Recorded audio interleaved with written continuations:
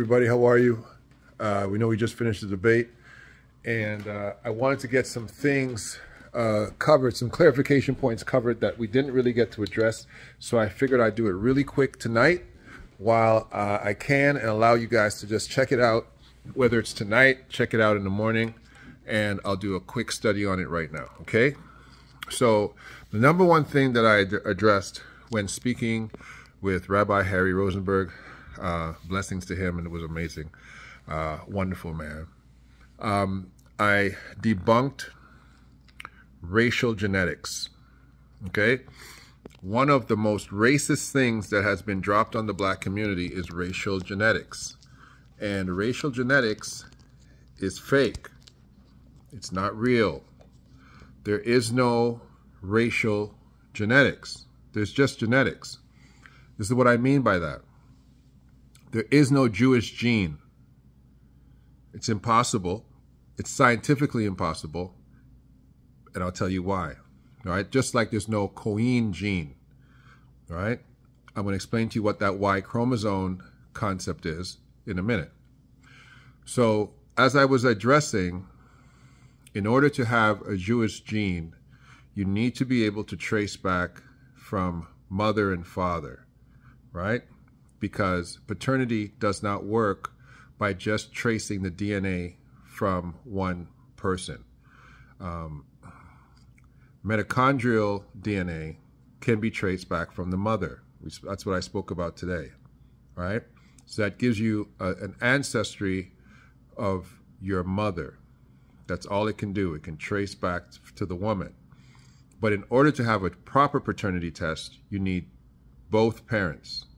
The reason that you can't trace back DNA from the Cohen line is because they claim to have a tie to the sons of Aaron. It's a paternal trace, right? They're tracing through the father. In order to trace through the father, you need to have the father's DNA. You don't need the father's DNA if you're tracing back to the mother. Okay?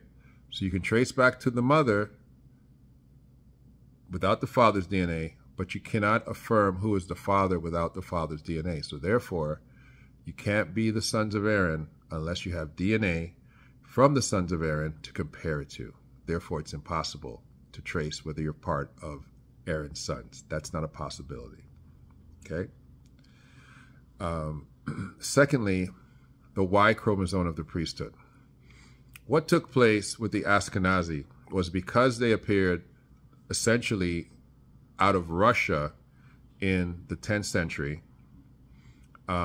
Additionally, their language was not a natural Shemitic language. It was a Germanic language mixed with some Hebraic and Aramaic words.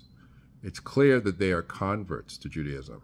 There is no argument that the Ashkenazi are Jews. The argument is, are they Shemitic? Are they indigenous to the land? And the answer to that is a resounding no.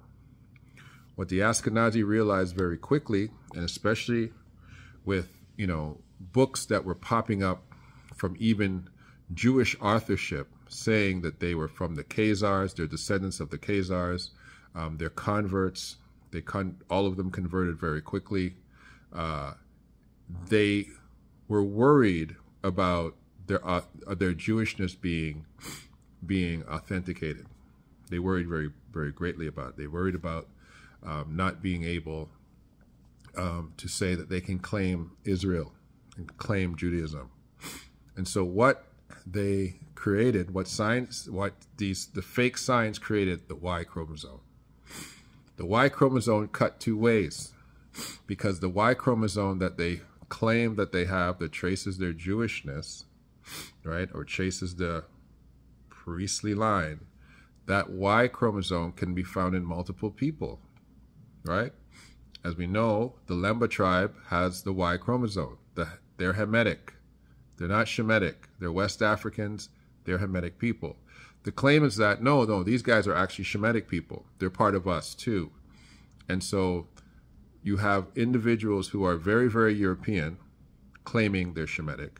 You have individuals that are very, very African claiming they're Shemitic. And it's clear that the DNA of those individuals and those two peoples are not the same people.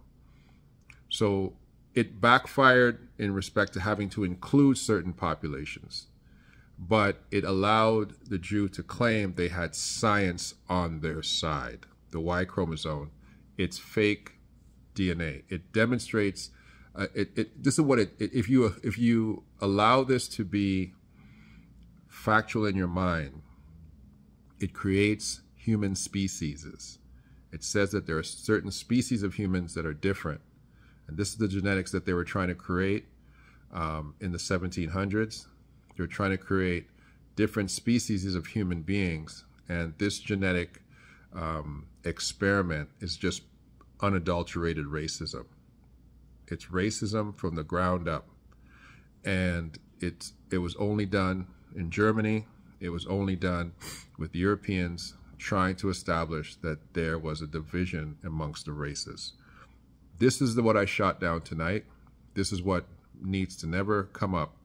How do you establish your Jewishness or your Shemitic line? This is what black populations need to understand in respect to establishing their Jewish line. It's the ancestry of the geography. It's that simple. It's the land, right? That's number one. Where are you from? Where are your ancestors from? That's number one. Number two, it's your customs, right? So we have Ethiopians, right? And Ethiopians,